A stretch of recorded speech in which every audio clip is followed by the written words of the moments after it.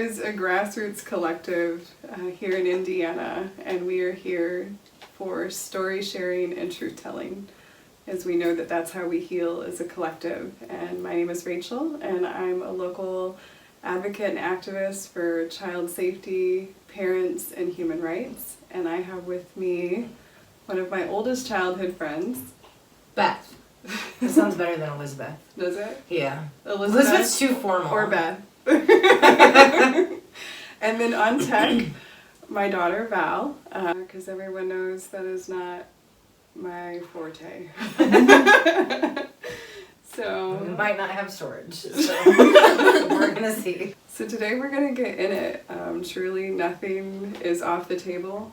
We're both extremely blunt people, and that's what this is about. This is about real, raw, truth-telling, unfiltered. Yeah, so we have been in each other's lives for... God, since kindergarten. I feel like forever. Yeah. And we're 40. Yes, just turned 40. God, wait. I'm not 40 yet. I'm not 40 till March 9th. I'm 40 as of July. She's 40. But we've raised our kids together, which is really cool. We've grown up together, and we've raised our kids together. And Elizabeth is actually my daughter's aunt. She goes by Aunt Doo-Doo. There's the backstory. And she actually brought you a gift. Oh, you brought me one? Yeah. What is it? Close your eyes. Okay. It's for the season. Okay. I can't fucking They can't even see I knew it! Look. I fucking hate candy corn. That's not how it went. But she won't eat it! Look, she won't eat it! If it's I'm just gonna try. I just need to know for sure. I'll go into a diabetic coma if I eat this. So the story behind this... How old were you? It was before him, so like... Yeah. My son. Yeah. You were like 10. I probably. was... Like 9. 9. I was like like 9 years 9. That's so bad. I don't know why I did that. And we had a dish. Well, you had the pumpkin ones, I think. Yeah, we did have the pumpkin ones. I was eating the pumpkin ones, I couldn't find them. They make me cough every time. I swear to God. I'm allergic to something in them. But she keeps eating. You kept eating If this were open, thankfully it has like a lid on it. But if we were just sitting here, I would munch. she I'm a would munch. I just think we grab should it. just leave it there Yeah. and see how many I'm gonna open this and we're gonna do an experiment. To see. I'm not falling for it. I'm not falling for it. They like close my esophagus. I don't understand. Maybe we should move it, but when Val was like 8 or 9 years old, we had a candy dish with these in them for the holiday, and Elizabeth was over, and she just kept eating them and coughing, eating them and coughing. I kept eating them. And Val was like, "Why do you keep eating them?" She's like, "I don't know." I can't, at this point, I'm just knuckle deep in like candy corn. I can't stop. So that was just for you. Oh, my belly already remembers. I can't. I'm gonna have willpower. We can cover them slightly. We'll just see. No. We don't want you sick. We'll move them. Right. I can't help it sometimes. That's why I'm fat. You're not fat. Thick. You're beautiful. Oh my goodness, the stories we could tell. Oh my God. Or not tell. We can also do that. Yes, yeah. We can also not tell them. Yeah, it's interesting, you know, being 40 and reflecting. And we've been a lot of different versions Oh yeah, for sure. of ourselves, you know, and so to be in this place now, yeah, it's really impactful to like look back, because there's not a lot of folks that like journey with you that whole time, Right. you know. And even in our friendship, like we've definitely ebbed and flowed, but like our souls are intertwined. Oh, for sure. There's no fucking way around that. And so to like experience this together and go through like the ebbs and flows of life is really powerful. Yeah. And I think, you know, just like reflecting on our journeys as women, as humans, as mothers, like there's just so much. Yeah. And like growing too, like from like stalking boys in high school. In the You snow. said shit we wouldn't tell. Like, so, it was mainly like mostly me, but like stalking boys and like trekking it through the snow in that apartment complex. Where were we? That was Mallory's. I got trampled. That's what I fucking fell and they just ran over me. Oh, what? Because we were like at his patio door. Hey guys, Yeah. I don't know this Was that story. Mallory? Whose boyfriend was that? Oh, okay. Who was it? I don't know. Who Was it cares? my dad? No. No, it wasn't. I me. never stalked him. Right. He stalked her. He stalked me. Look how that turned out. But we were like at the patio door. I remember that. It was off of like Mishawaka Road. And it was like wintertime, like knee deep wintertime. Fucking knee deep. Oh yeah. From like that to like kids and oh my god, just everything. That was a good time. Was I here yet? No, Yeah. yeah. You Where were was little. I? Oh, you were probably with your dad. You were like you were like 4. You were little. Maybe like 5. So my dad, or actually my nana, is watching me most likely. Probably. And my mom Somebody is was. out We didn't have her. trudging through the snow, stalking boys. Cool. Yeah. She said it's not my Sounds weekend. legit. It's not my weekend. What happens on mommy's weekend stays on mommy's weekend, okay? It's fine. Oh, it was a good time. I feel like we did that with my kids' dad as well. one Yeah. time, Mm-hmm. In a different apartment complex. I don't trust anyone that lives in an apartment complex.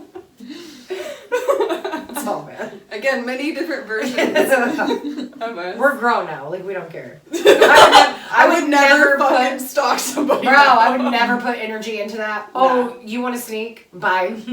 I'm going to go to my house that I pay for. My mortgage for the next 22 years. You go live in an apartment complex somewhere. Because that's what I'm not going to do, is chase your ass. Good Amen. Lord. I did that echo enough that. in the 90s. We learned. Yeah. I learned. Still learning. Well, I learned that one. I feel like stalking is just more accessible now. You don't have Yeah. to Oh, you don't have to truck it through the fucking snow. But I'd still through wouldn't do social that. media. No, real talk though, if you want to know some shit, she's that friend. Like will. that detective. I don't need a last name, just... No, literally, I text her, I'm like, I need you to find out about so-and-so. Yeah. I got like fucking documents being sent to me. I'm like, oh, I got the... Let me download the PDF. It's on its way. I'm not kidding. Like as recent as a few months ago. See? So, like, Yeah. It's still there. No, but this is different. I don't think it ever went away, Val. So. It's not for those reasons any longer. Right. Now it's for like... Touche. Yeah. Now it's just fun. Because it's not part of, like... It's not my man. Or mine. Right. It's super, it comes in handy. It's really My man's helpful. 50 and is a postman. He doesn't do much. So...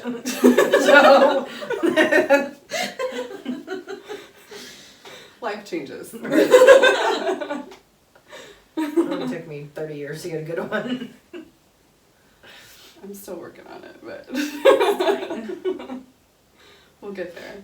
And I think that that's like beautiful as well, just like that we can be in different phases and still be so connected. And there's very few, I feel like, relationships that allow you to grow and change Right. without like constantly saying, well, you are this way or you're that way or you're different. I feel like a lot of people kind of like hold you back in your growth in that way. Oh, for sure. I mean, even... Because, like, the person I am now is not who I was, God, obviously 5 years ago. But there's been very few in my life that have, like, been there through all my stages and that have, like, loved me unconditionally, I guess. Yeah. because I am not the easiest. Yeah, you are. No, you always say that, but listen, I'm not. That's what's crazy because, and I even, so listen, I got my boyfriend a card today, and because like, he works his butt off. He works 10, 12-hour days, 6 days a week, and just comes home and like, you know, listens to my day, and like sometimes I'll forget to ask about his day, because you know, you get wrapped up in like the mundane, you know, the life, you know, I work, he works, whatever, we have animals, whatever, kids, grandbaby. And so I got him a note today, I got him a card, and I was like, you know, I just wanted to tell you, it's one of them cheesy, like, thinking of you, blah, blah, blah cards. And I was like, and I wrote in there and I said, I want you to know that I appreciate you, and I appreciate you all, like all of your hard work, and I appreciate you loving me in ways that I didn't know I needed to be loved. Because like, you don't realize how you need to be loved because you've spent years not being loved correctly. And I said, and I know I'm not the easiest, but I love you. And like, he says the same thing to me. He was like, you are easy to love. I know you fucking lying. I know. But like, you say that and he says that, and I'm just like, because I feel like my brain is like this from the moment I wake up till I go to bed. Like it's like, it's like, okay, this is how I'm gonna explain. This is my brain. Okay, so you know, like in high school, and you have like, they're like, okay, you have to do like a thinking thing, and they're like, have this circle, and then have these little points that like go off, and there's like different. That's my brain. This is my brain all the time. Like, all the time, and like, so sorry. So, I feel like for me, it's not easy. But I told him, I was like, I appreciate you, and I appreciate you loving me and like dealing with me. But he always says that. He's like, you make it easy to love you. And I was like, I don't know about that. But I feel like your people, it will be easy. Yeah. That's the difference. They're not going to shame you into like, you need to change, you need to be different through all of your fucking shit. Oh man. I have never been like, change your entire being for me. Right. Like, you've always been one of my favorite people. And that's one thing with me, like, and I told him, like, when we started dating, like, I'm unapologetically myself. I'm not going, because I feel like for past relationships, I've bended or I've you know, sacrificed parts of me for them, and I'm not going to do that. At the end of the day, whether I'm single or not, like, this is who I am, and, like, there's going to be parts of me that are, I'm not the most thoughtful. This is the first time I've ever gotten him a card. Maybe at Christmas, I don't know, I don't remember. But, like, maybe for his birthday. I don't even think I got him one for his birthday, to be honest with you. But I'm not the most thoughtful, but to me, like, our love languages, you have to love someone in the way they need to be loved. And it's different. You know, I know his love language is, like, he knows that he's working and he's, you know, PDA and, like, asking how many, like, that's his love language and that's cool, you know? And, yeah, it's not the easiest to be in, like, a healthy relationship. Because what's that like? I'm freaking 39 and a half, and I'm just, for the first time in my, not even my adult life, my entire life, in a healthy relationship. It's crazy, right? Mm-hmm. Sometimes I'm like, what's going on? Where's the fuckery? Because I'm waiting. I tell them all the time, I'm like, I'm waiting for the fuckery to happen. It hasn't happened yet, so we'll see. I'm grateful for that. I'm grateful for the peace, you know, and I think it's the peace. It's the peace too, like, to be in a spot in my life where, like, I have been through, you know, addiction recovery, prison, to have, like, you know, to be trauma bonded with someone and not even knowing what that word meant, and then going through my divorce, which I'm still surprised to this day that I even went through, because I don't, you know, I don't really have that strong of a backbone. But to be in a relationship where, like, there's peace and there's, like, comfort, and it's not, like, boring, but, like, we can have discussions about politics and about, you know, anything, and, like, to carry on a conversation and to have peace and to know that, like, I'm gonna go home and, like, I'm not gonna get yelled at, or, like, I'm not gonna argue, I'm not walking on eggshells. Like, it's different, it's easy, and it's almost like unbelievable, if that makes sense. Like, I sometimes sit back and I'm like, man, like, I definitely have always said this, like, I don't deserve him, but, like, I do, and people have said, like, you do, but, like, he's so chill, that he's the calm to my storm, but also I'm the calm to his, because like we are dressed. I mean, we are like night and day. He has never been through anything I've been through. He's never been homeless. He's never been strung out on meth. He's never, you know, been in an abusive relationship. But like, so like his tough days, I'm like, bro. Have you ever had to piss outside and lived in the back of a Ford Explorer in the middle of December? Like, chill out. You had a bad day at work at the post office? Chill out. You know what I mean? Like, you get the perspective. Right. Right. I tell him all the time. But and he gives you perspective. Right. But and I listen to him, I'm like, yeah. That is a tough day. Do you know what I did in 2018? So like I listen to him because I know like his bad day isn't the same as mine. And that's okay. Like he still has bad days, even though I feel like sometimes the stuff that he like complains about, I'm like, all right, like is it that bad? Like, is it? What's it like to not have any misdemeanors or felonies? Or a ticket? What's that like? Because your girl here has more than Lil Wayne, so what's that like? Okay, so like, what's that like? What's that like to get a government job? I can barely go in a government building. Like, not in handcuffs, like what's that like? You know what I mean? Like, that's wild to me. You're just a normal human being and you're dating me? Think about that. Yin and yang, dude. Me? Yeah. Man. I gotta bust out my prison pigs. Like, this was your girlfriend. Like, this not that long ago. Oh, poor John. He's such a good guy.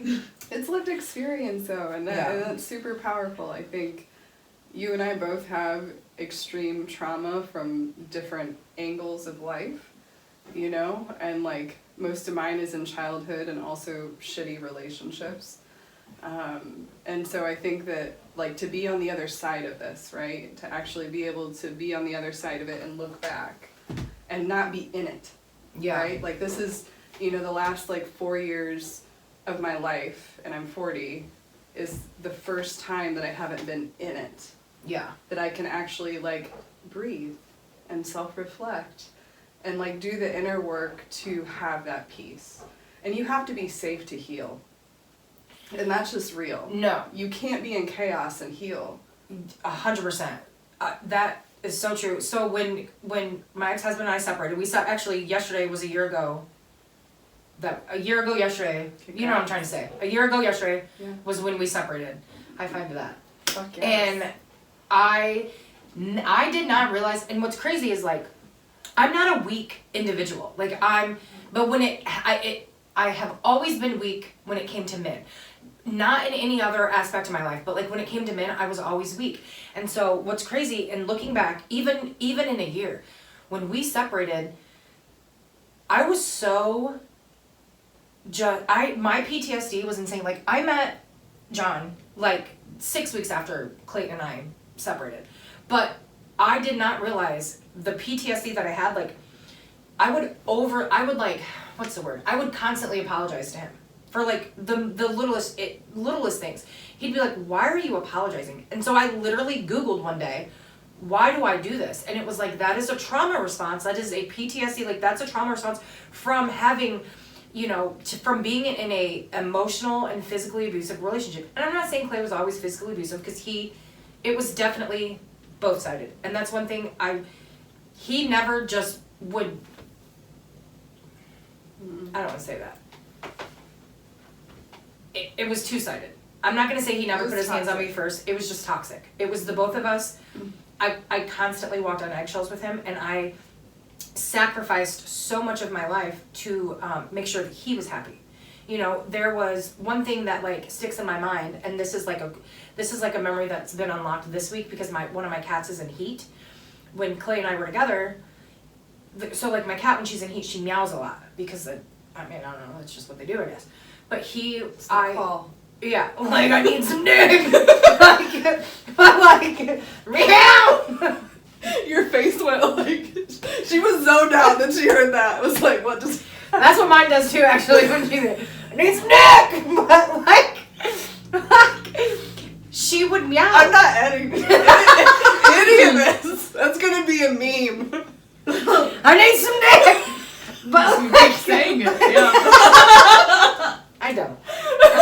I'll take it. But, like, Clay, we would go to bed and he would be like, if we didn't shut the door and she was meowing, he'd be like, shut that fucking cat, shut the fucking shut her up before I fucking throw her against the wall. I'm fucking trying to sleep. So am I.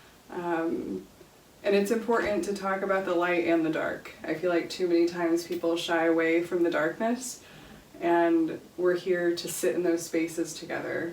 It's easier to talk about the light because, like, when you're in the trenches, a lot of people don't like to visit that again. But, like, me being in the trenches of, like, addiction and recovery in prison is why I am the way I am today. Which sometimes I still, like, not to get off topic, again, this is how my brain works. But, like, sometimes, like, I'll just randomly go to the bathroom or, like, be in my living room and be like, damn, this is my house. Like, I really own it. I'm like, I'm a whole adult. Like, I just left prison, like, 6 years ago. Like, and I own a home for the next 25 years, you know what I mean? Like, me being in the trenches has 100% shaped me, like, for who I am right now. 100%. Yeah. Like, being homeless and, like, you know, having to take showers at truck stops or, like, in literal water spigots at the frickin' storage place, like, that has, like, shaped me. So now it's like, you gotta pee outside. Fine. You're alright. Get some receipt paper. You're fine. Dab, dab, dab. Like, it ain't that bad, bro. Dab, dab, dab. Right. It's fine. It's fine. Shit just got real. Yeah. You just have to, like, Yeah. you know, sometimes I lead with, like, oh, you know, I'm an addict in recovery, but I had a good child, you know, blah, blah, blah. But, like, I still was addicted to meth for 9 years. That's crazy. To think, like, how I was raised, because I had great parents, bro. And to be like, oh, I just shot meth in my veins every day for multiple years. But That's there's cool. a lot that leads up to that, you know. I feel like even though you had great parents, there was still trauma, Yeah. you know, and everybody, you know, responds to trauma differently. And Yeah. And I think that that's a part of it is like, what, you know, to get to the root of it, like who ever really gets to the root. And that's why we do have to go into the trenches. We do have to go into the darkness and the shadows, because that's the only way you get to the root. Otherwise you are masking and you are just living through all of your fucking coping mechanisms, whether that's men, codependence, sex, Oh, yeah. like shopping, gambling, food, whatever the fuck your vice, Yeah. right? Like you're essentially just living through all of that versus actually doing the work and getting to the root. Yeah. And sometimes that's hard too. Like having to, It's the hardest fucking like thing. when you're working the steps, like for me, NA has like been a huge part of my recovery. Not so much lately, just because like I am working 2 jobs and like I have, you know, my grandbaby and kids and life. But like when you work the steps and you do like that like personal inventory of like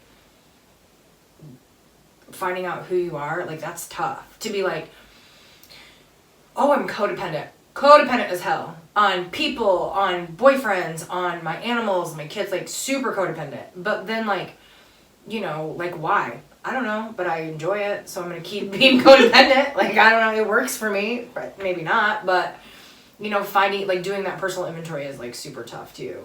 Mhm. Yeah. Yeah. It's the hardest work that we'll ever do, but it's like, what's the alternative, Right. right? Just like, yeah. what's the alternative to stay in these places that are unhealthy and you're not at peace? And well, yeah. But if you never fucking know peace, then you never even know that So it exists. yeah, so then you don't. Right? So like for me, right? And no, 100%. So like for me, I have been in a toxic relationship in one form or the other since I was 15 years old. Literally 15 years old. Mm-hmm. So for me, I never knew peace in a relationship. What I knew was the toxicity. What I knew was the trauma. The walking on eggshells, the abuse, the fighting, the going through each other's phones, like the cheating. the cheating, like that's what I knew.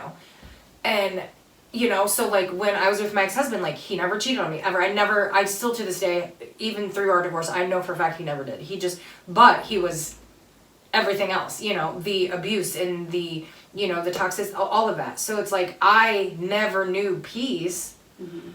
In a relationship because that's all I knew. So it's like you expect that. And after so like I realized that like that's what I went for in men was the like toxicness of like the unknown, or like that's what I would just go for people. I'd be like, oh, I can fix him, he's fine. Oof, that one. That one. like I can fix him, like oh, he's been through a lot. And it was always like, oh, he's been through a lot, like come but like this whole time I'm a whole piece of shit too. So like then you have the both of us that's like I want to fix him, because he's been through this and this, when I haven't fixed myself. I think this is the first time in my not even, and I wish that I could say adult life, right? But like in my entire life that I've ever even remotely done any type of like self-healing or like a journey to be like, why am I the way I am? Especially like the last like probably 18 months of like setting boundaries with my mom and dad. That has been a big one for me. Yeah, boundaries are a huge part of healing. And a lot of people, especially those that don't even know what the fuck we're talking about, right? Because they're just stuck in those cycles and coping mechanisms. They're like, if you set a boundary, then it's, well, like you think you're better than me, or what's the matter, you know, versus like, this is for my own well-being. Boundaries are to make yourself feel good. Boundaries are for yourself, not for them. It is, you set boundaries with people because you know what you're willing to take, what you're not willing to take, what makes you feel good, what doesn't make you feel good. That's what boundaries are for. And it's hard, right? It's hard to set boundaries when you don't know. Like for me, I didn't know where to begin with like setting boundaries and like sticking with them and like explaining to people like, this is a boundary for, not for you, but for me, because I don't like the way this feels. So like, for instance, like my mom and dad, they're saints. My mom and dad have they are wonderful people. However, it is not a healthy relationship. And I see that now that I'm 40, my sister sees that, my other, I have boundaries with them. And when they start doing, the things that trigger me, I'm like, I'm leaving. I can leave, and I'm gonna leave. And that's what I do. And I walk away, and I try very hard not to engage and not to argue, and I walk away. I say, okay, I'm gonna go home, or I'm gonna go downstairs. Today with the baby, I was holding the grandbaby, and they start, and I said, okay, I'm gonna go downstairs. I need like a timeout, and that's what I did, because like I can't, because then that just stresses me out and like everything else. So yeah, like boundaries are not for them, it's for you. Yeah. And I think when you're one of the first people like in your lineage, if you will, that's like really starting on this healing journey, like you do have to be the one to walk away. You do have to be the one to set that boundary, because they've never done it. They've never experienced it. And so when you start this journey, you really are doing it for yourself, but the trickling effect of that is breaking generational cycles inevitably. Like that's what will happen. Like you are doing this, for your parents as well, inadvertently, and I think that, I don't know, it's beautiful to be on the other side of this, now at 40. And for me, like, do you want to answer that? Go out there and answer it. Sorry. Who is it? Rick. You can edit it out. Just ask him what he wants. Well, maybe you might as well pause and... It's fine. We can edit it. I don't know what he's calling for. I'm learning how to edit, so I don't know if it'll get edited. You just clip it, right? I don't know. Our tech girl's on the phone. Our tech girl's I didn't know I took calls too. What is it? I'm gonna have to bump my freaking What do you want? future salary. Huh? What did he want? I don't know. I told him you can't talk. Oh, okay. I said she can't talk You for a could couple just hours. not answer. Well, I did. Thanks. You're gonna have to edit this. You're gonna edit it. I don't think she knows how. Continue. Well, your salary just went down. Again, grassroots efforts. We'll get there, guys. We'll get there. It's fine. Yeah, so just back to the healing journey. You had mentioned something earlier on our first take that got deleted about recognizing that some of your responses are childlike. Yeah, so like, I've never deleted a text message thread between me and my boyfriend. And we've been together, next week will be 11 months. And I met him like very soon after my divorce, or very soon, I wasn't even divorced actually. I had just separated from my husband at the time. And we sat like a month ago and like was going through like all of our like messages, and just the trauma, like the trauma response that I had, and like my PTSD was so just loud in those messages, the early messages, constantly apologizing. And like, I think what I said was like, my responses were very childlike. Like, I'm really sorry, like, please don't be mad at me. Like, please don't be mad. Like, I'm on my way. And he was like, babe, you had a flat tire. Like, it's fine. He was like, you're running 5 minutes late. That's fine. I mean, now he expects me to always be late. But like, my responses were so childlike because I was so just like traumatized, I think, from... And I hate when I say it like that because I'm not saying that I was a saint in my marriage. I wasn't. I argued a lot. There was trauma on both ends. But I think that I was in the thick of it so much that like I didn't realize how much PTSD I had with like just having to walk on eggshells with him, and like not know. I was constantly worried about what would set him off. Always. Is this going to make him happy? Is this going to piss him off? Should I wear this? If we go here, he's not going to find something to eat that he likes. Does this place serve his beer? Like, what are we going to do? Like, if I, there were so many, like, certain things that, like, I was constantly replaying in my head. Like, oh my God, if I'm late from work, or, is he drinking? If he's drinking too much, it's going to be an argument. Like, because he would get shit-faced drunk every day. And it's like, there's this window of him, like, drinking to where, like, he's okay, and then he's not okay. And then it's not going to be good for me. And so it was like just this constant like, I'm sorry, please don't. And he's like, and then my current boyfriend's like, it's fine. Like, and I would always be like, just be patient with me. Just be patient with me. Because I don't think it wasn't until like a few months later when I like realized I was really fucked up. Like I was fucked up from like just being in a unhealthy relationship for so long. And it was hard for me to like process that at the time, because when you're in it you don't realize you're in it. I will always say this, it was never 100% my ex-husband, but when I was in it you don't realize it, and it happens so quick, but yet over time that you don't realize like how toxic you are. And I went from being like, okay, so when you're in recovery they say like your first year of recovery, you're not supposed to make any big decisions your first year, right? My first year of getting clean, my first 60 days of getting clean, I moved into I was homeless, moved into the homeless shelter, got custody of my kids back, my boyfriend came home, I got married while my boyfriend was in jail, got our first place, got custody of my kids back, got an animal, like I did all, and my, my sponsor at the time, they're like, you're doing a lot. Like this is all within like my first like 5 months of being clean. I made all these huge decisions. My brain, there's no way after being on meth for 9 years that I had any right or like any sense in my head to make those decisions. Maybe like getting my kids back, because like obviously that was a blessing, but like getting a house, getting an animal, getting married, like all of these things, I should have never done any of that. Mm-hmm. And but you don't realize it when you're in the middle of it. Mm-hmm. You're just at that point, you're just in survival mode. You just want to get through the day. And that's what a lot of like the last like 2 years of my life was like. I just want to get through the day. Not even the week. I just want to get through the day, man. Right. And so like going through like my messages, I was like, God, I was so broken, which is like, I'm still like healing from everything. Like that's going to take a lifetime.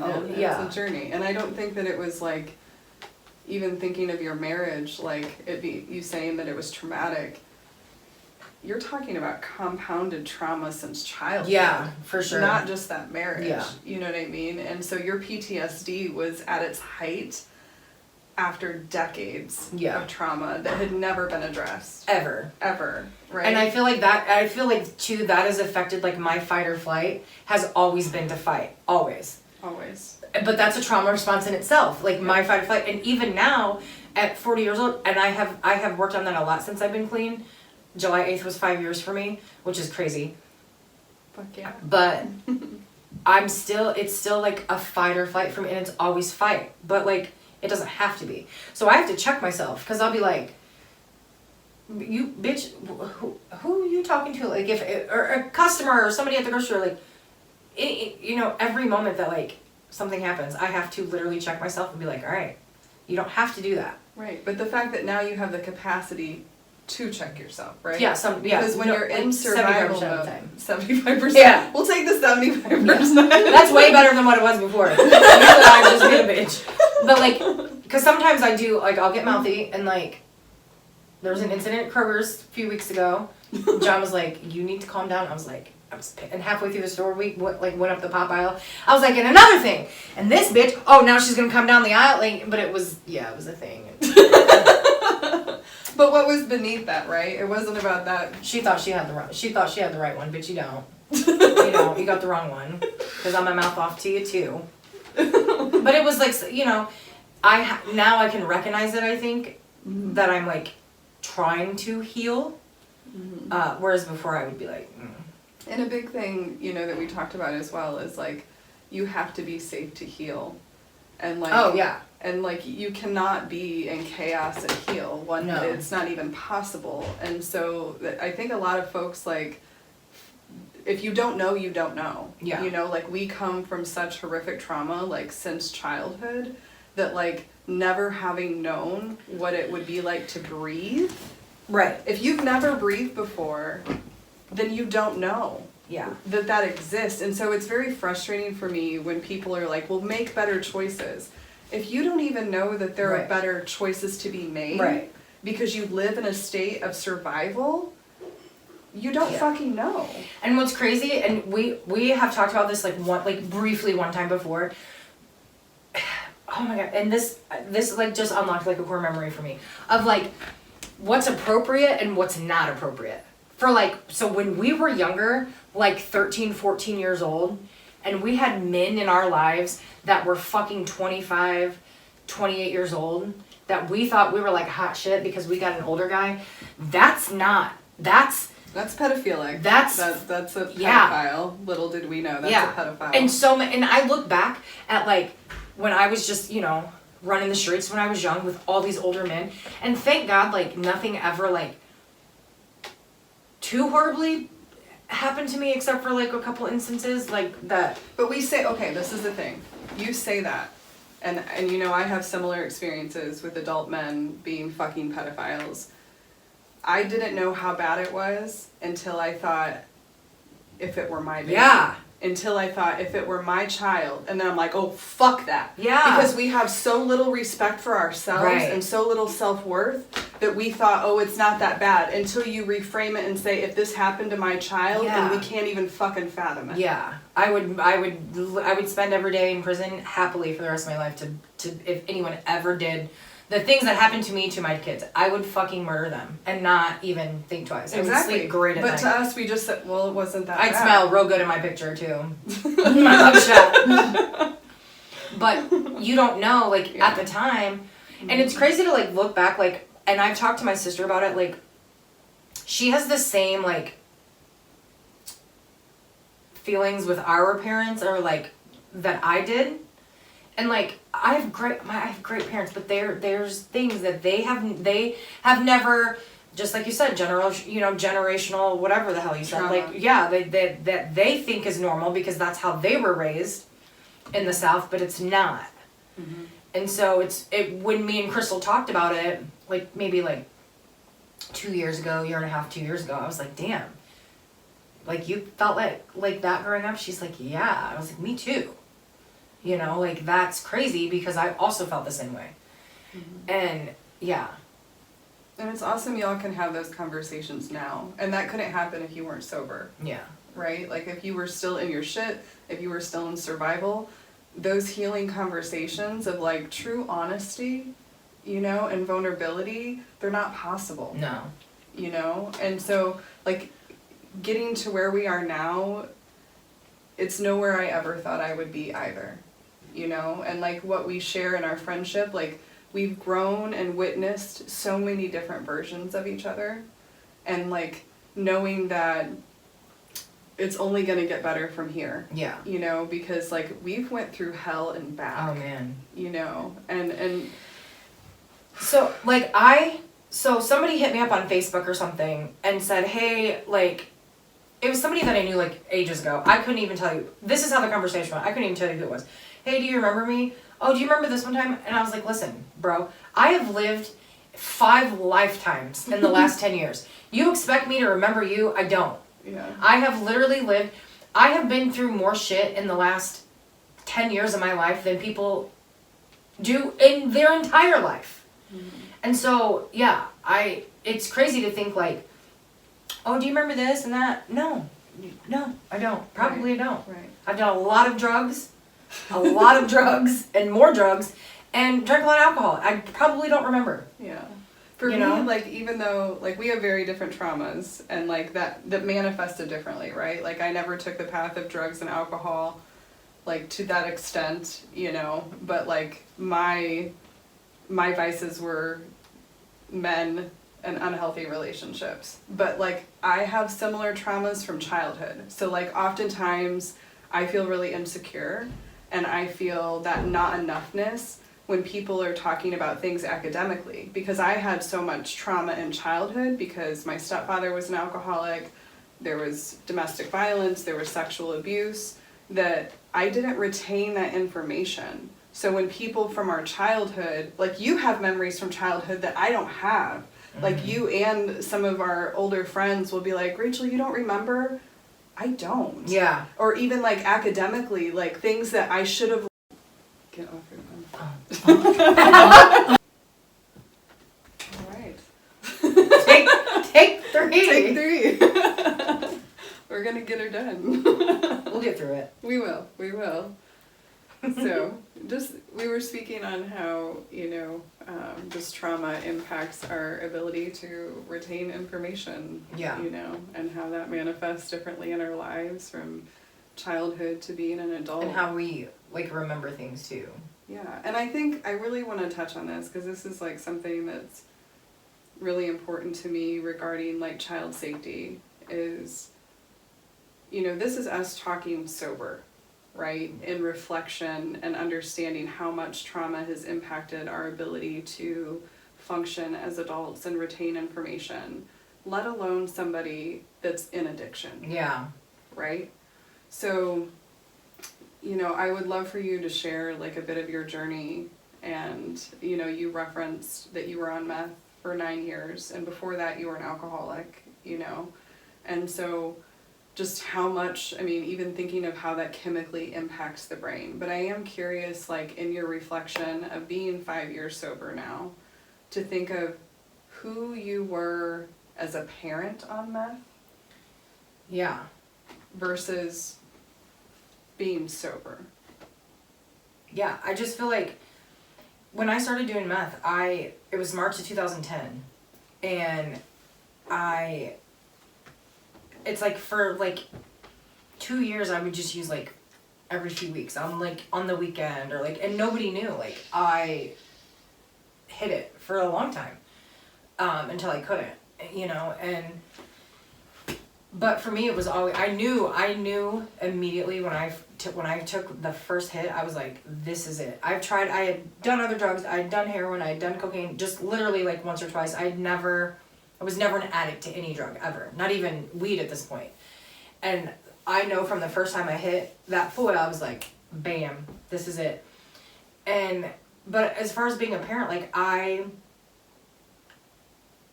was never there, like you have to like give me your ID and stuff. Speaking of, look, your sister commented on something on Facebook. Mine? Yeah. Crystal? Yeah. On what? I don't know. This is recording now. Oh. She's probably drunk. It might have been like the one I posted about like the southern accent. Oh. Mm-hmm. So, Take 4. we're on take 4. Jesus Christ. We're gonna get through it. Tech has been rough, and the devil is a fucking lie. So we're doing the damn thing anyway. And we were just getting into some real shit regarding parenting and addiction, and you know, one of the biggest things is recognizing like the hardships that we have being sober and retaining information and functioning because of past trauma, let alone being an active addiction. And so definitely want to hear like your lived experience and having been on meth for 9 years and like how you were a parent during that time, you know, and like really reflecting on what the truth of what parenting is like when you're in active addiction. Well, it wasn't. So, when I started doing meth, it took me, like, I just did it on, like, once a month for, like, 2 years. And then, once I ran back into someone that I knew from high school, NS, I knew that he sold it and did it. And so, I randomly bumped into him at, like, a gas station or something. And then I was able to do it every day. So then that was like October of 2013 or 2013. So that was in October. Come November, I was using meth every day. Every day. And like I said, I was present with my kids, but I wasn't there for them. I just wasn't a good mom. You know, I would be up. I mean, like I would be up at, 3, 4, 5, but I'd get them up to school and they'd get off to school because I'd still be awake from the night before. But I just wasn't active in their lives because I was spending so much time like getting and using and chasing, not necessarily chasing dope, but like getting it and getting high and hiding it from everyone that they would want to go do something and I would be like, okay, well, I need a minute in the bathroom alone because I would have to get high before I did anything. And then it was like that vicious cycle. If I was tired, I couldn't go to sleep because I would be tired when they would be home. So I'd have to get high to not go to sleep when they're there. It's like this cycle. And, So how could you possibly put your children's best interest first? Yeah, my best interest at the time was me getting high. There's no way that there was no point in time. Once I started using meth every day, there was zero part of me that was a good mom at all. Like, I would have my kids in my car and I'd go pick up dope. I'd be like, all right, mommy's gonna run inside real quick, I'll be back, and just be gone for 5 minutes. But like, still I traveled the road with dope in my car. Like, that's crazy. With my kids in my car with meth. Like, that's wild. There was no point in time in my addiction that I was ever like, that I should have ever had my kids or like been around my kids alone or anything. And I feel like I strongly believe that with every addict. If you're actively using, you cannot tell me you were a good mom or dad. You can't.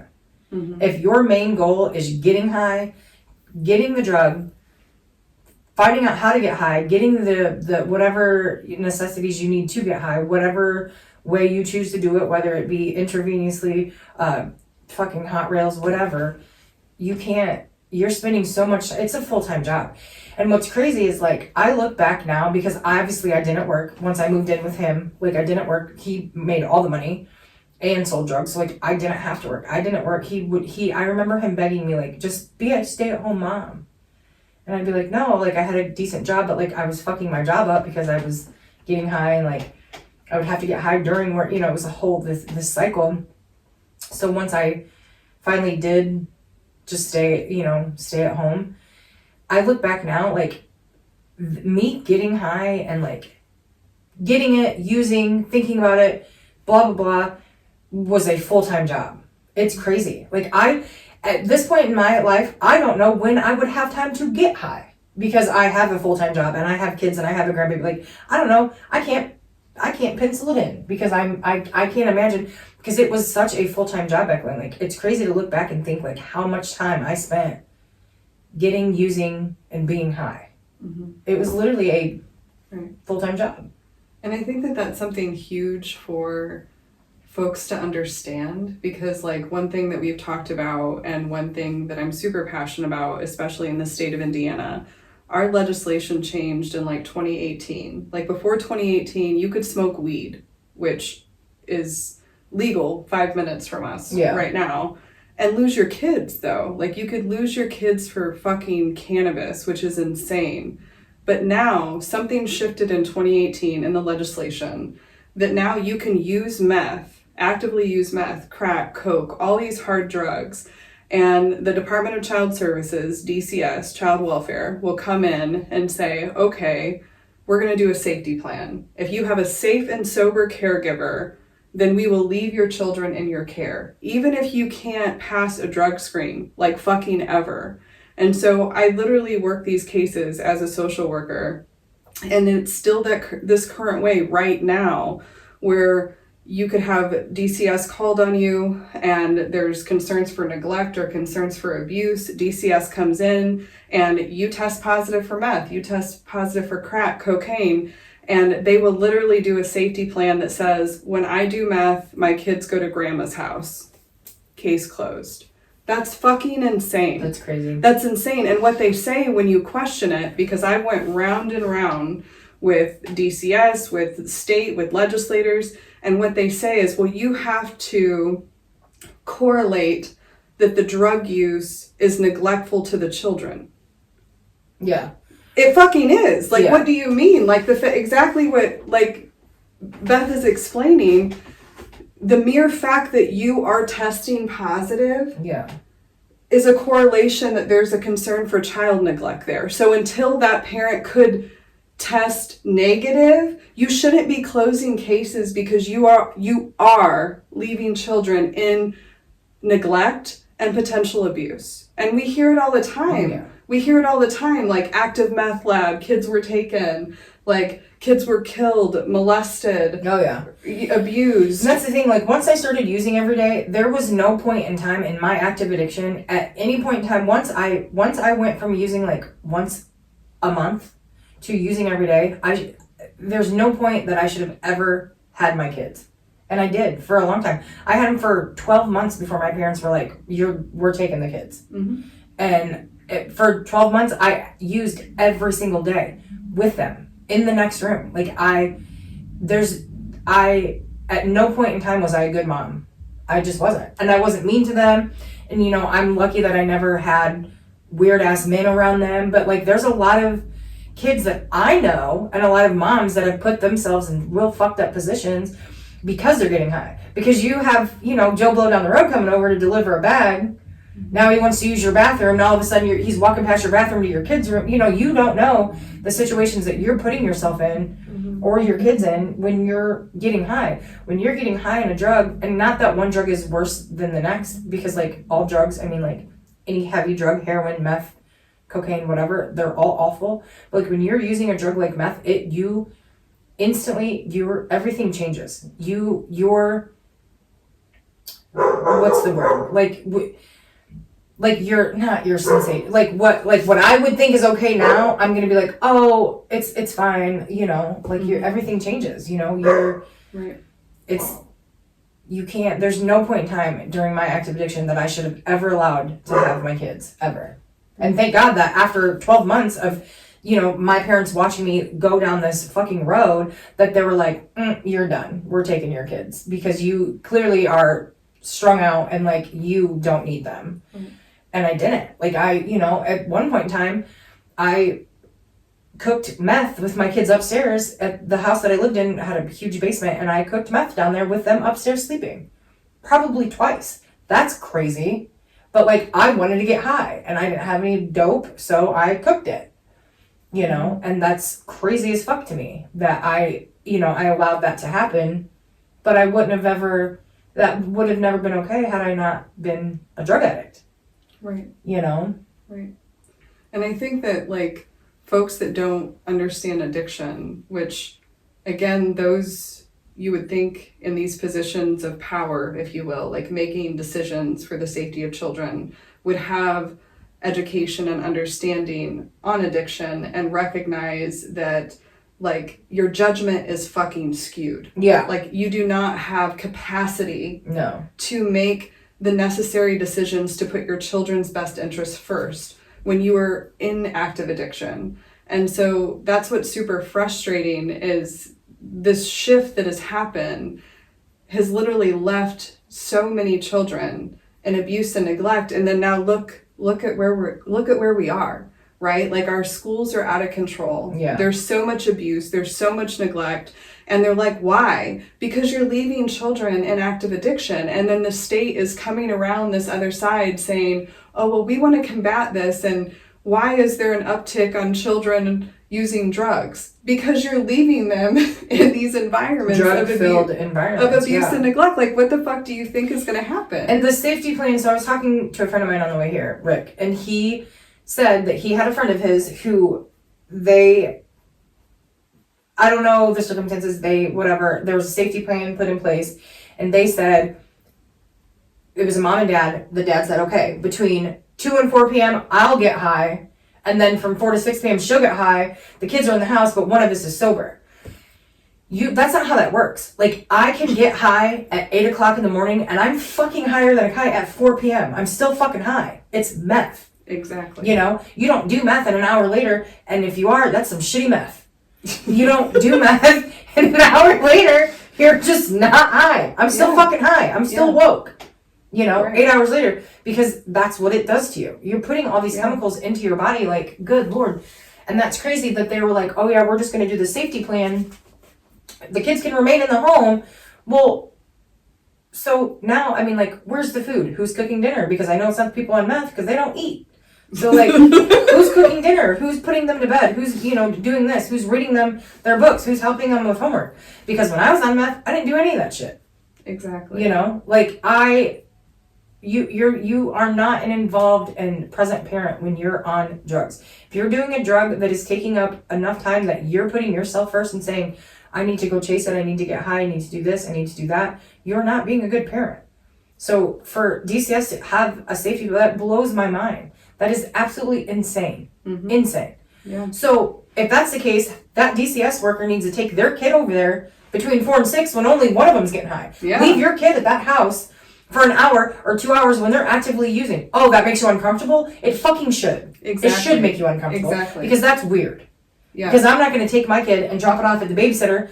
Oh, babysitter Tammy, okay, you're only getting high between 4 and 6, but the rest of the time you're fine? Okay, awesome. Here's little Timmy. No, that's not, you can't do that. No. And I think these legislators and, the Department of Child Services needs a fucking awakening, right? Yeah. And this is what we're here to talk about. We're here to have these real, raw conversations because this is the reality of drug use. And this is why the state of our children is what it is.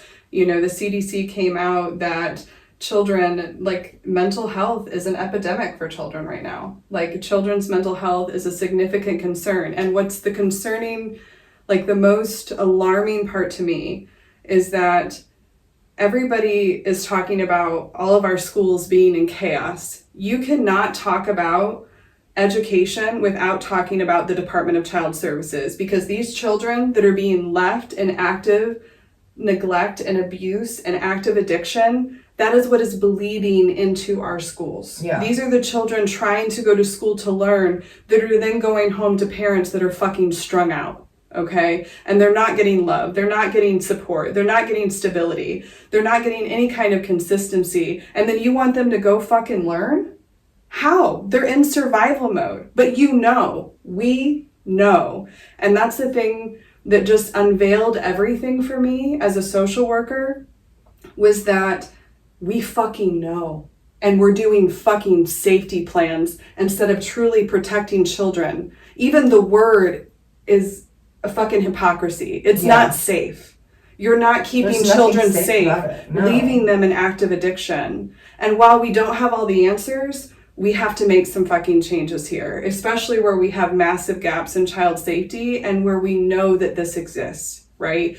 Is child removal the answer every time? No. But you open a fucking case and that parent better damn well get into treatment. You don't just close a case because you don't have somewhere to place a child, which is what the fuck we're doing. Well, and I think too, like, and this is just something that I've been in and out of several rehabs when I tried to get clean. There is not enough rehabs for women. There's not. And you can look up but there are for men? I want to clarify. Oh, tons. Really? Oxford House. There's tons. Why? I have no idea, and I haven't knew went down this. that rabbit hole. There's not enough. Here's the thing.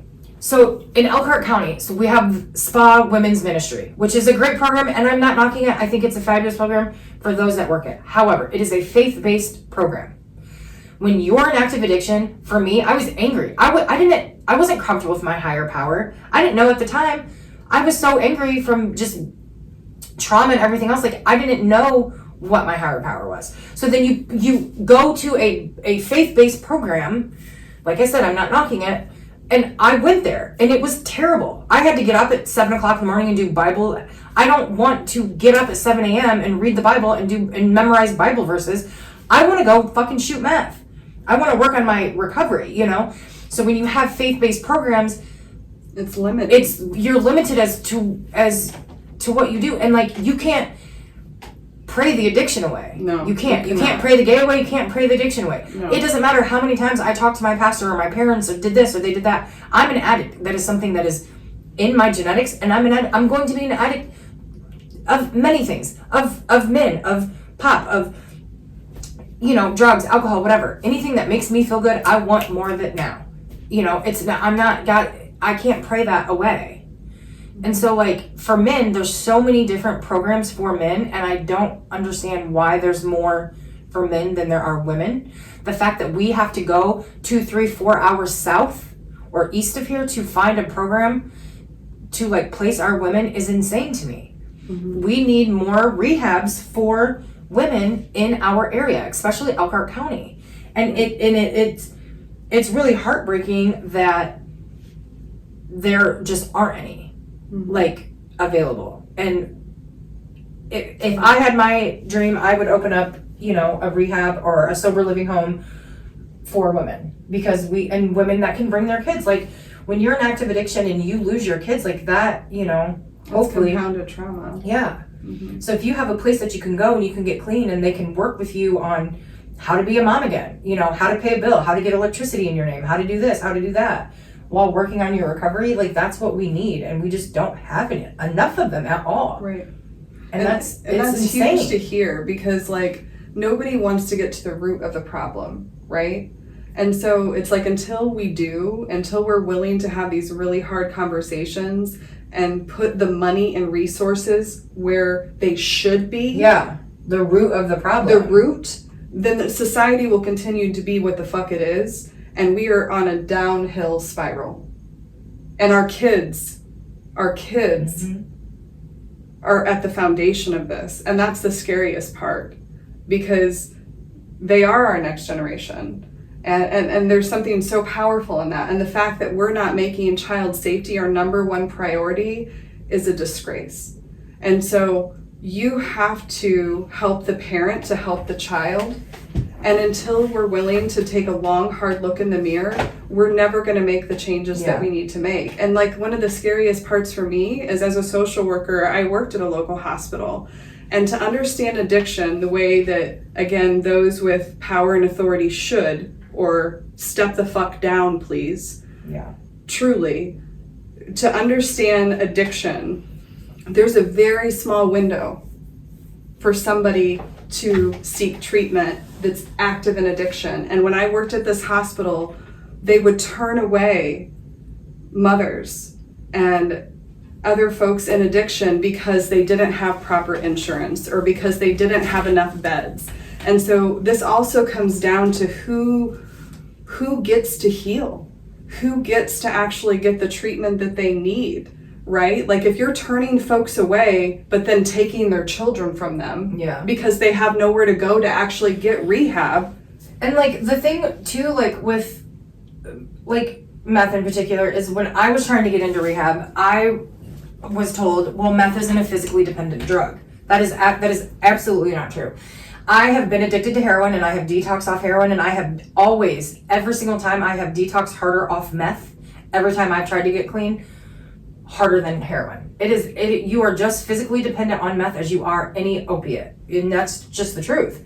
Right. All the shit that they're putting in meth, like, you're just as so, like, I was turned away from a couple of rehabs because oh, well, you're not physically dependent, so you can't detox. You're not detoxing. Right, and again, who's making this language, right? Like, that's what's concerning, is because, like, I even went to a training as a social worker because I was going into meth houses as a social worker and I didn't know it. And we had a DEA agent in the state of Indiana come and do a training so we would know what to look out for if it were an active meth lab. And he literally said there's a 6% recovery rate for meth. 6%. Yeah. If that's the case, how are you not fucking physically dependent, okay? Right. So, like, again, who's making this terminology and this criteria that's creating barriers for people to actually get the help and treatment they need? And I love the fact that you touched on these rehabs being faith-based, because that is going to be a barrier. Yeah. There are so many folks that have religious wounds that they will shut down immediately. And not even that, but the fact that, like, these faith-based programs for men and women, when you're trying to get clean, like, so many addicts are angry because they do the blame. They're blaming God. Well, God made me an addict. God did this. God did that. So, like, they're so angry with their higher power that they turn away instantly. I was at that spa for like 5 days and I was like, I'm out. I'm not. It was too religious. It was too, in my opinion, again, and I am a religious, it was too cultish. It was too much. So when you're trying to get clean and you are just like, they're throwing Bible verses at you, you're like, you're gonna shut the fuck yeah, down. and that's what so many women have did. And it does work for some women, and that's awesome. And I hope they continue to stay clean and in recovery. Awesome. But there's so many addicts who were like, I'm not gonna go. Right. Because you're trying to shove God down someone's throat who's angry at God. Like, that's Right. not. It's not how that works. Like, we have to come to our spirituality on our own. Yeah. And there's a difference between spirituality and religion. And so anything that instills fear, that instills, that you can pray it away, like, we know better. Like, we have to do the work. So how do we get to the human level of this, right? How do we put the religion aside and get to the very human level of healing and being able to do the internal work from a human and soul level versus bringing religion into something and forcing that upon someone? Anything that's forced that way is not going to be received. No. It's not. And that's not how you do it anyway. Somebody has to come to that threshold on their own. I had a friend that recently was homeless, and the only way she could get into a shelter was if she did a Christian program. So you're either homeless or you're a Christian. Those don't even fucking mesh, because Jesus said that we're gonna, you know what I mean? Yeah. Like, it doesn't Even, make like, sense. Even the homeless shelter here in Elkhart, like, when I was homeless and it was like August and I had been working for like a month and I was like, I'm sick of sleeping in my truck every night. Like, I need, I'd been clean for like 30 days. I went and signed up at whatever the process and stayed at the homeless shelter and on the women's side. But twice a week I had to go over to like the main place and do like Bible study and Bible verses and all this. And you had to do those, and if you missed them, you were kicked out. So even if it interfered with my work, because I'm working full time, like, I had to go do them, because if you miss those, you're kicked out. Okay, why is that? No, that's Yeah. insane. And we don't want to misconstrue, you and I have both aligned with our higher power. This is not about religion or spirituality. And that's the concern, is that the powers that be, specifically in the state of Indiana, are tying religion with our legislation, with our ability and I feel like to that's heal. also our governor, but I feel like it's our state. Yeah. It's our state misunderstanding that you are missing our purpose to truly serve humanity by making it contingent upon religion. Like, you're doing a disservice. The people that are by making doing these that. rules and all of this shit I guarantee you, they have never been through addiction. They have never lived the life of an addict a day in their fucking lives. So for them to say, oh, well, the faith-based programs and the homeless, all this, I guarantee you, they've never been through a day in an addict's lives. And they probably could never. Right. And that's where, if you don't have lived experience and you don't have the intention to educate yourself on the truth of addiction and the truth on what the people need, step down. Yeah. Step down, because this is why our society is in the state in which it's in. Because there's negligence by the system, there's abuse by the system that's being perpetuated because of ignorance. And so we have to move beyond that here, and we have to truly educate ourselves on the truth of what the people need, on what we need on a human level, and what our children need. And our children need to be safe. Yeah. And the current systems in place are not keeping our children safe, which means none of our children are safe. And that's something that we really have to wrap our heads around, because for those of us that come from addiction and abuse and trauma, that have fought like fucking hell to actually keep our children safe, our children aren't safe either, because all these other children aren't safe, and it bleeds. It bleeds. Mm-hmm. And that's where we're at. And we have to have that collective understanding in order to heal and in order to change these systems, because all of this is systemic. All of this is systemic. As above, so below. And so what's interesting is being in these positions as an activist and an advocate in Indiana is you go to these folks in power. Like I've recently, just this week, in conversation with the Attorney General's office, the Supreme Court, legislators, they don't think that they even have power. Or they say things like, oh, that will take years to change. That's alarming. When we can identify these massive gaps in child safety and human rights violations, to be frank, and say, well, the system, we fucking make the system. Right, we make the system. So why are we bowing down to this? Everyone says, oh, the system is fucked. Well, then, let's change the system. Just like with the court system and addicts. I think it's abusive. Yeah. It's further traumatizing. Let me criminalize you because you were doing meth because you were raped. Right. Let me now criminalize you because you were abused. For me, when I was sentenced to prison for the crimes I committed while on meth, they never once said, let's do, recovery while intoxicated. Or intoxicated. So it's RWI, which is in prisons now, recovery while incarcerated. It's a recovery program that they send addicts to. But the thing is you have to have a drug charge to go into that program. I didn't have drug charge. I mean, I had drug charges, but all of my charges were criminal shit, like theft, and I had a possession, and I had an escape charge, and I had this and that. So when I got sentenced to prison, they're sentencing me for my criminal activity that I did, but they're not working on my recovery. So then I go downstate and I'm there for 2 years, and I come home, and within 40 days of coming home, I'm getting high because I never worked on my addiction. I came home still just as much as an addict as the day I went in, but now I learned shit. Exactly. And you would not have committed those crimes had I not been using. I never had any charges other than a driving while suspended prior to my drug use. I didn't, because I wasn't out in the streets doing shit. Right. And then, I get on meth and I get all these charges, and it's we're not, the court system isn't, and I'm glad that Elkhart County now has a drug court program. I think it's about time. However, but not every county does. Yeah, and that's crazy, because I feel like every county needs to have a drug court program. There's been a lot of success with Elkhart's, and I think that's awesome. But I feel it shouldn't vary county by county either. No. And that's one of, to really get into the roots of this, that's really hard to fathom and understand, is that the rights of children and the safety of children and the rights of just, somebody trying to recover is going to vary county by county.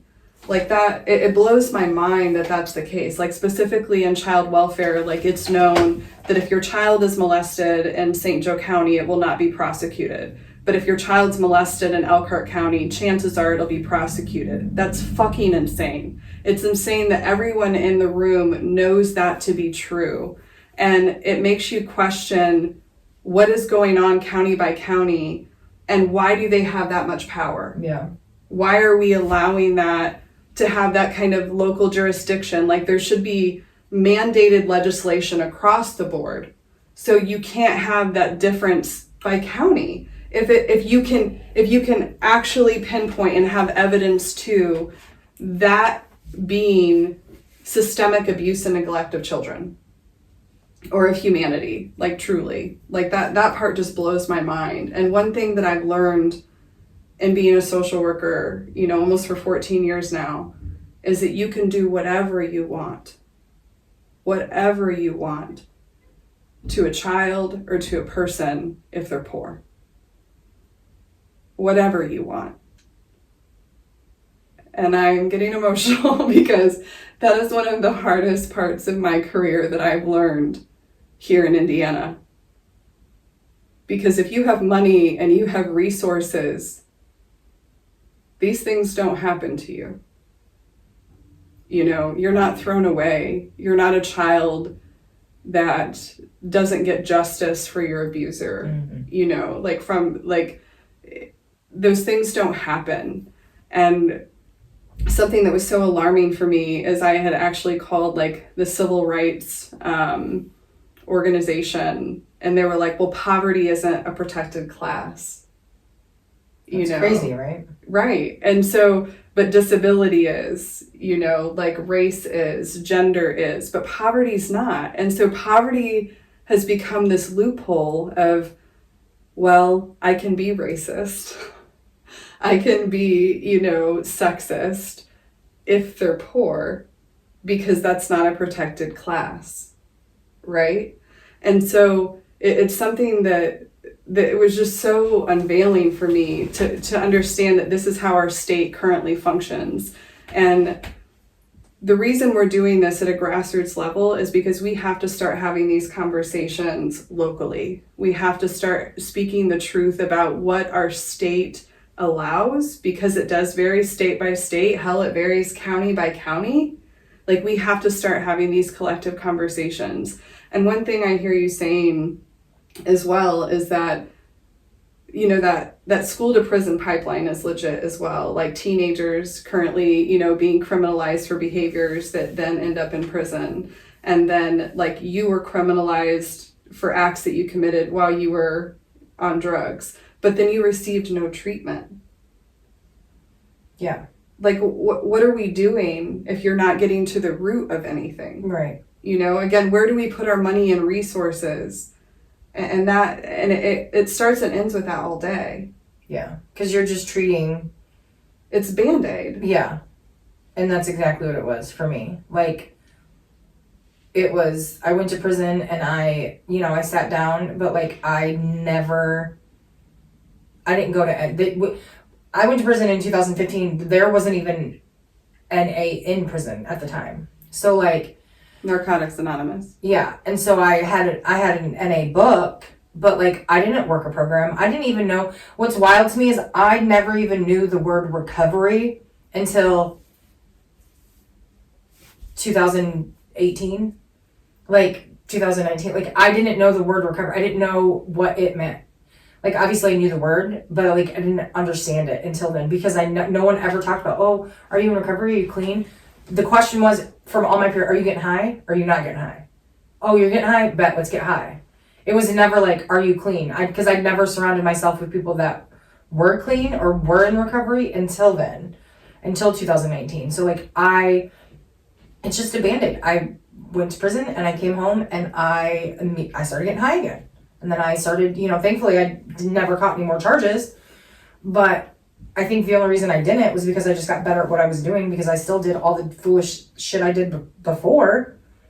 Right. But, I never worked on my recovery. I just went to prison for the shit I did while getting high.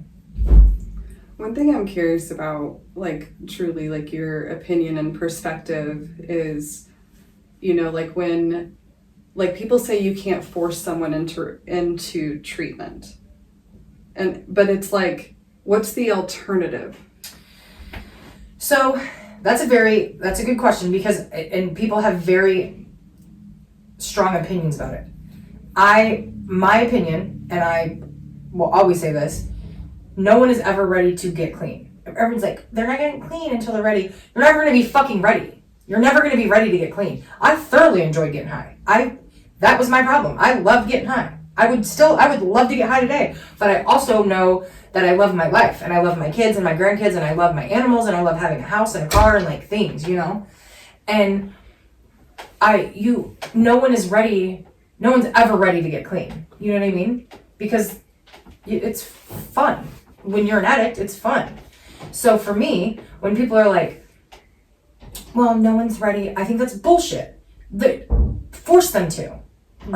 Or if you can't, I mean, like, so you're gonna watch your friend, your loved one, your spouse, your whoever just sit back and ruin their fucking lives and get high and kill themselves? That's not cool. I'm not okay with that. Right. So if I have someone that I know is getting high, I'm going to try my hardest to get them to go to rehab. I don't care what it takes.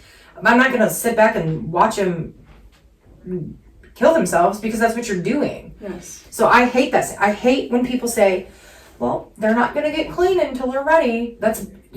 I'm not. They're not even in the right capacity to know that they want to get No clean. one's going to wake up and be like, okay, I'm done. It was a great ride. I had fucking fun. Let's go. No, that's not how, when you're an addict, that's not how your brain works. Right. No one's ready to get clean. Right. And so I hate when people say that. And I hate when people say, oh, well, they'll go to rehab when they're ready. Or blah, blah, blah. I'm just going to give them the resources. No, you need to try. It's never, like, if you had a significant other that had cancer, stage 1, stage 2, and you knew, like, okay, radiation or chemo would work, aren't you going to be like, babe, do it? Please, like, I want you to live. That's no different with an addict. Like, push them to get clean. Like, you have to try. Right. Because I was never like, I eventually was like, I'm sick and tired of being sick and tired. Yeah, but it took a traumatic event. Right, in my life, thank God, not that it happened, but like, thank God that I got clean. But I had been homeless for, what's crazy is looking back, so I became homeless like right around Christmas of 2018.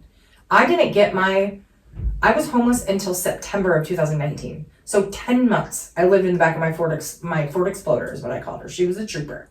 But like, and it's crazy is like, we lived comfortably. Like, we had pillows and mats laid down to like in the bed of the truck. We had a storage unit, so we would go there during the day and unload everything and then like do whatever during the day. And then, we had a TV in there. We had heat. Could you have lived that life sober? Low-key, probably. I felt like I was just, on, though. no, not now. Give it No. Come on now. It was kind of like camping, except like you just had to piss outside and like shower in real sketchy places, or not shower, or not eat, and like steal receipts off the ground at Walmart and return it for cash. So like that was also not fun. But like, I definitely couldn't do it sober. And I, as a woman, like the first thing you do when you wake up is pee. So we would have to park either near a bathroom or in a spot that I could get up and pee outside and no one would see me. So like the movie theater parking lot, we would park in the back of it and I would get up and I'd be able to pee. And like, also like when he went to jail in May and I was homeless by myself, the end of May, June, July, August, I had to park where I'm going to be safe, where there's cameras, because I'm alone and everyone knows I'm homeless.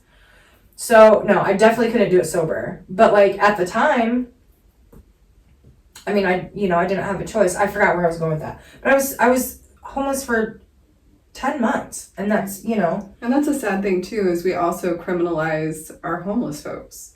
But again, are you getting to the root? But why though, right? Like getting to the root of it. Yeah.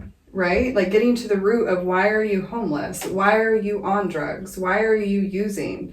Why are you in this abusive relationship? There needs to be like more mental health facilities other than like Oaklawn and whatever is out there, because obviously I have my opinions about that. I think it's a joke, but yeah, there's just not enough resources for addicts. Yeah.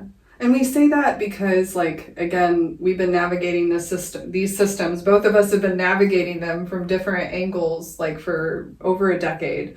And Unfortunately, the community mental health facilities that we have, because they're contracted by the state and take Medicaid, they're so worried about billing the state and meeting state criteria that people aren't getting what they actually need. Yeah. Because again, like, healthcare is a human right, but we don't see it as one. And so who has access to quality care? Because those on Medicaid don't. Right. And that's just fucking real. They don't have access to quality care because there's more concern about billing the state and checking boxes than actually getting to the root of the problem. Are there phenomenal providers? Yes. And they get burnt the fuck out. They get overworked. Right. They have crazy caseloads, and then they're out because they can't handle the system. The system is creating the abuse from the top down in all of these areas. Like, this is truly a trickling effect. We've talked about addiction, child safety, child welfare, education, homelessness,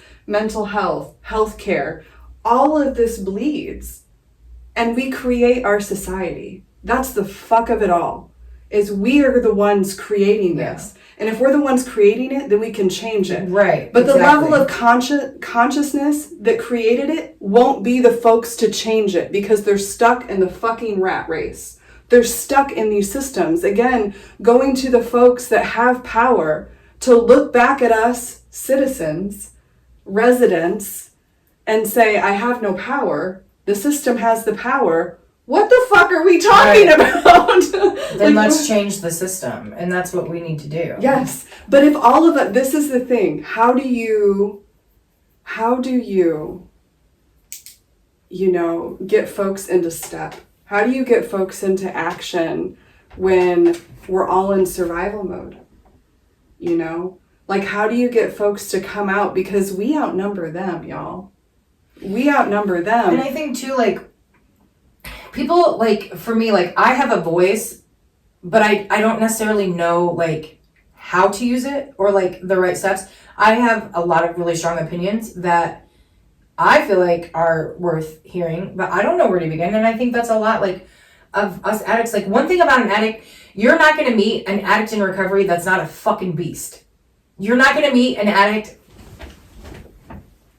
in recovery that's like, oh, I'm clean. You know what I mean? Like, we have went through fucking hell to get clean and to, like, heal. Like, not only was getting clean, like, the hardest thing I've ever done, but, like, healing. So, like, all of these addicts, like, have voices. Like, and that's one thing, like, if you ever go, and I understand, like, NA's not for everybody, and that's fine. And, like, I have friends that numerous friends that have gotten clean that choose not to go to NA because it's a trigger for them. However, for me, I love NA. And that's the route that I choose to go, and that's fine. But, oh, squirrel. Like, I don't know where I was even going with that. You have a voice. Yeah, and we all do, and we band together. Like, I notice things like my keychain on my, it has my recovery, my keychain or whatever. And, like, us addicts, like, we all have voices, man. And, like, we need more people who have been through the trenches, literally the trenches, who have been homeless, who have stole and robbed their grandmother to get fucking high, and who've came out of it, and who have built, rebuilt them relationships, and who have made amends, and who have, gone through only what addicts can go through to use that voice. And that's what we need. But I feel like also, like, we don't know where to begin, like, I don't know where to begin, but I know I have a voice and some pretty strong fucking opinions from someone who's lived that life. Like I said earlier, like, I have lived 5 lifetimes in the last 10 years. Literally, I have been home. Like, it's crazy, right? Like, I was homeless for 10 months, just sleeping in my truck and pissing outside, and, like, it's so wild to think about. It's so crazy. It is. Man, I used to sleep everywhere. Walmart, Meijer parking lot, movie theater I just slept at church parking lots. The only thing, somebody asked me one time, not that this even matters, but somebody asked me, did you ever panhandle? No. I just stole. I'm like, Walmart and shit. Like, I was never, like, because that's a scam in itself. I will never, listen, Kenzie has the heart of gold, right? But Her daughter. yeah, she's 16. She just has the most compassion. She'll be like, Mom. But now that she's older and I explained it to them, I'm like, Mackenzie, there's a Dateline show. Like, he fucking makes more money than Papa does. So I will never give money to a panhandler. I don't care. Unless his sign says, why lie, I need beer money, I'll probably give you $1. You know what I mean? I'm going to be honest. But like, I will never give money ever to no, bro. Because you know what I did? I did shit the old school way and figured it out myself and was homeless and like, stole.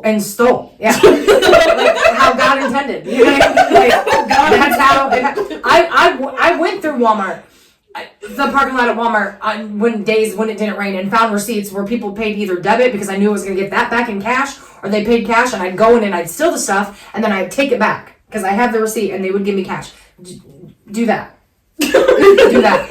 You know, that's what I did, and that was hustle. That was hustle. Yeah, hustle. Okay, that's what I did, and it, you know, because there's a lot of little things that like cost a lot of money, and you find a receipt, be like, damn, that's $22. But you know how much $22 is to a fucking meth head? That's broke and hungry, man.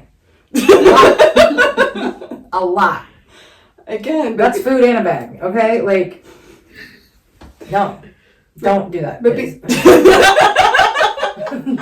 But being in that level of survival and desperation, like this is lived experience. And not only, you know, do addicts have voices, we all have voices, you know, like our children have voices. We all have a voice in this. And that's what the Speak Our Truth Project is about. It's about sharing our stories and it's about truth telling because other folks keep telling their version of our stories and it's not the truth. Right. It's not the fucking truth. And systems are created based off of those narratives versus our truth. And so we have to start having these real, raw, uncomfortable, fucking messy conversations if we really want to get to the root of what is happening here. And if we really want to heal, you know, like this is truly the only way. And we're going to keep having these conversations. Yeah.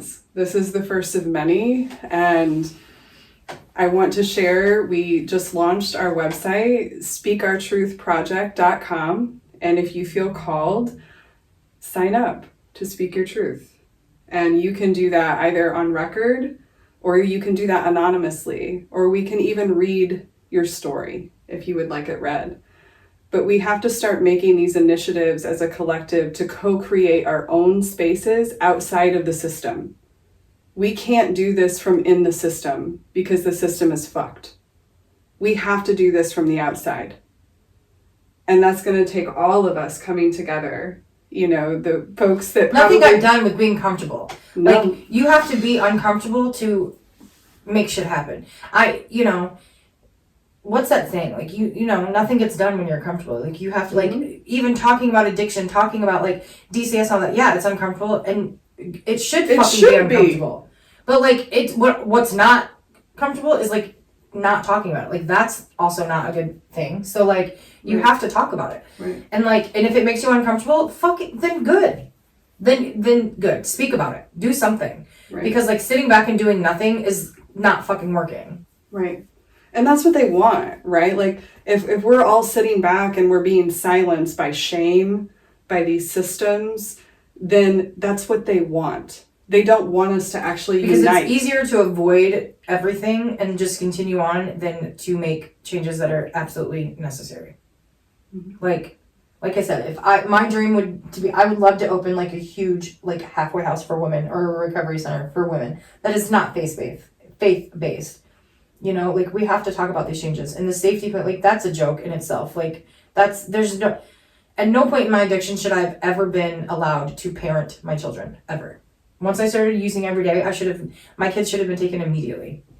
Right. Yeah. And it's crazy that we're doing... Or not necessarily taken, but to have accessibility to a treatment facility where you and your children could go. Together.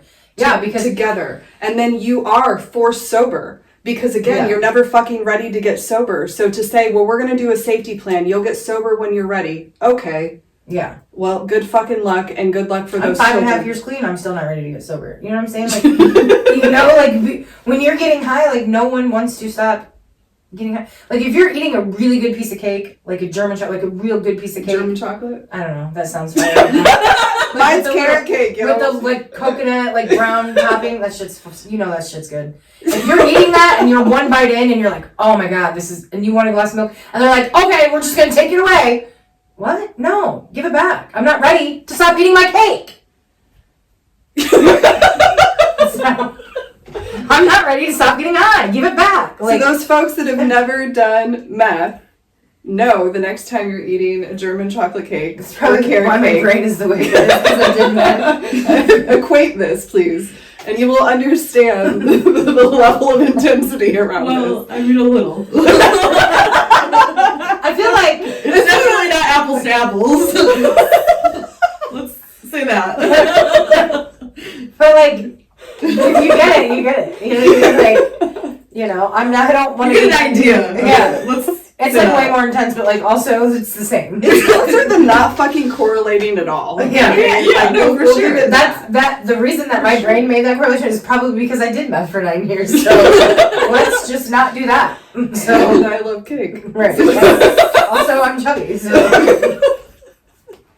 And now I'm a cake.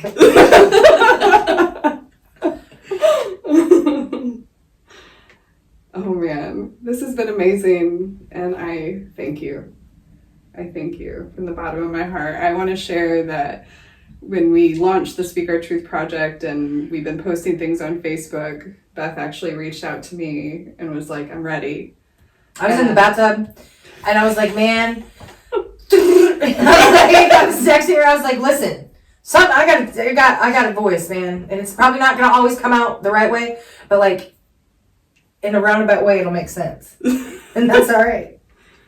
And we all have a voice, and that's what I'm saying. Like, we all have our own insecurities. We all have trauma. We all have pain, and we have to co-create spaces that we can just be real and vulnerable with each other. That's the only way this works, you know. And we know that these spaces don't exist, and that's why we're here to co-create them together. And so we're gonna keep on, man. Like, this is only the beginning, and we're gonna have many more. And so again, if you feel called, speakourtruthproject.com, register, and you'll Be get on the lookout for merch. No, I'm just kidding. No, really, look, we have shirts. I'm kidding. Don't worry about it. This is my boyfriend. But this is a movement, y'all. This is a movement of story sharing and truth telling. And this is how we heal. And this is how we truly evoke change on our terms. So, until next time.